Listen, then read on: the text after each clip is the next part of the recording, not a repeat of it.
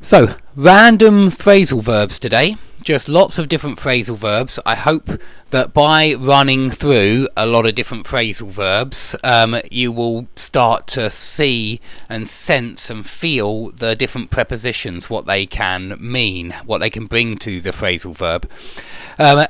It's a very dynamic part of the language. These are always, I think, not changing, but new ones always appearing and old ones are always disappearing of these phrasal verbs. So it's very dynamic, this part of the language, and you will find that they're used differently in different geographies. So in different places, they certainly change.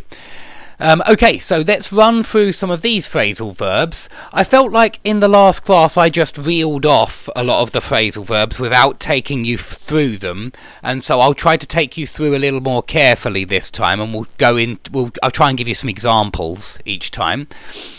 So let's start then. I think I've already done reel off, which is a list, and run through, which is when you go through something or take someone through something, explain something.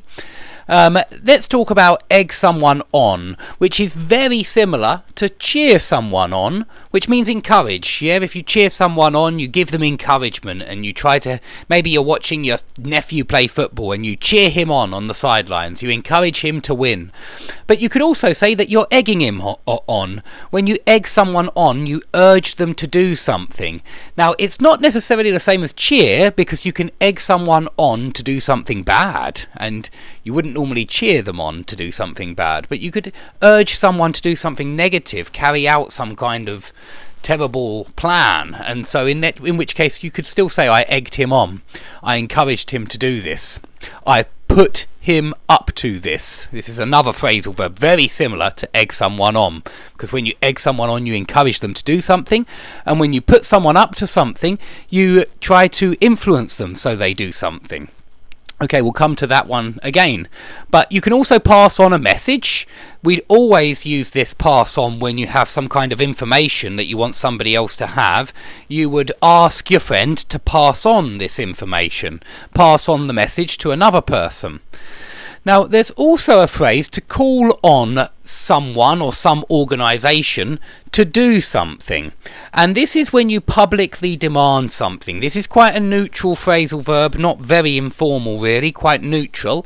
And you can perhaps call on the government, you can call on the government to reform the legal system. Perhaps call on the government to do something, call on the government to reform the legal system.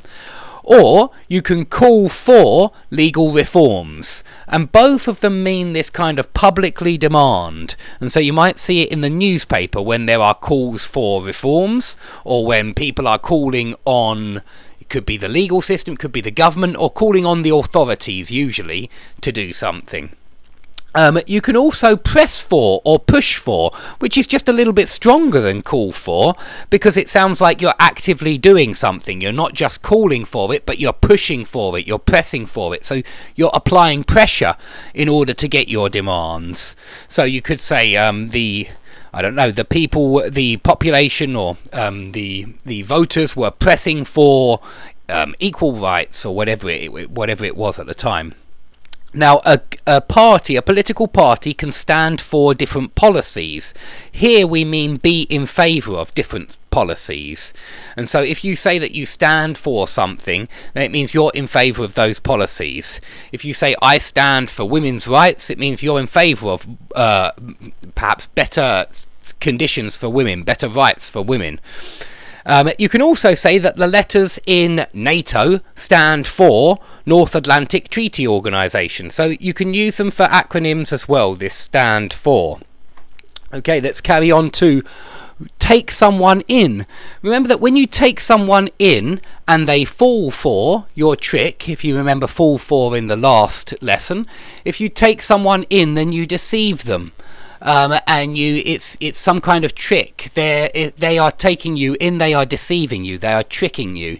Perhaps it's a financial trick, a scam, and they take you in and you lose a lot of money. If you rope someone in, this means you include someone in your plan or your team or your project, and it has the idea of you lasso them. It's like you've got a lasso and you rope them in, you throw your lasso around them and pull them into your plan or your scheme.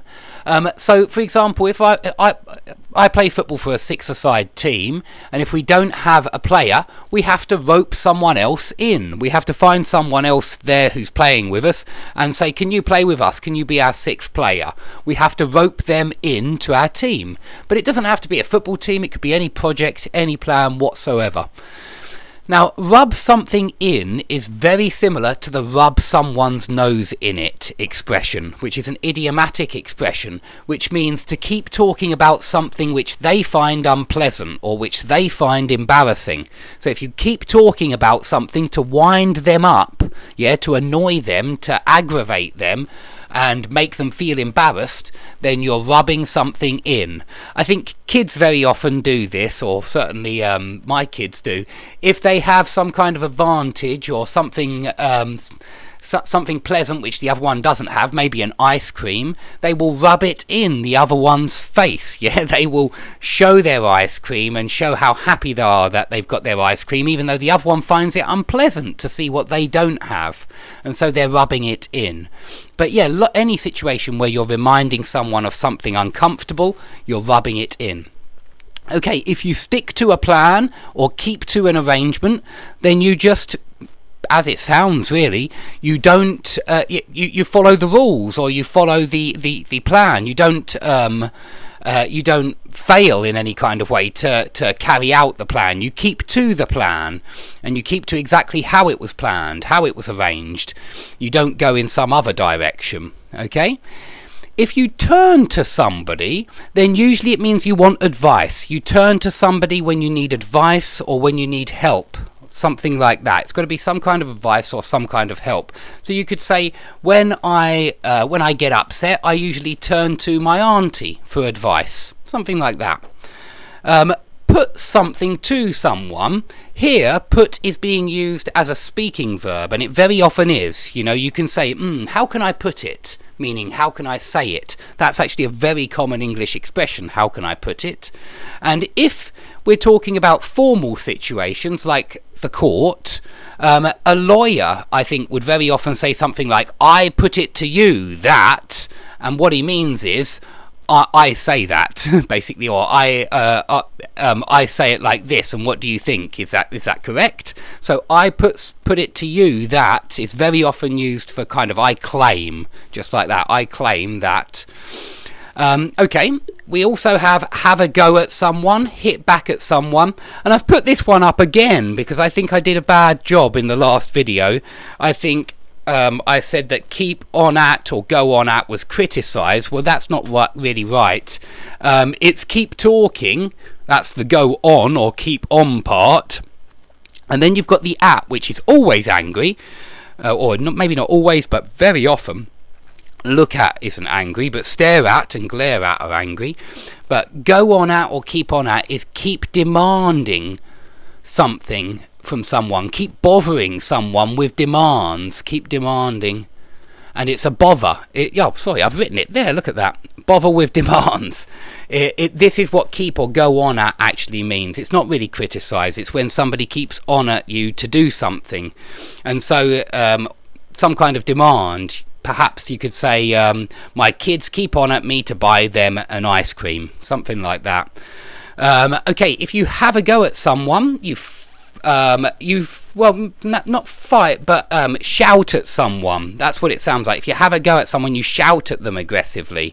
It's more often used with shouting and screaming. But I put fight because it's aggressive. When you have a go at someone, it's aggressive. Fight would be more like lay into someone, where you're actually physically laying into them.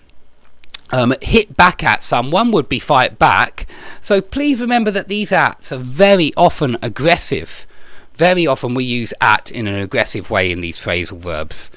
Okay, put someone up to something, it means influence someone.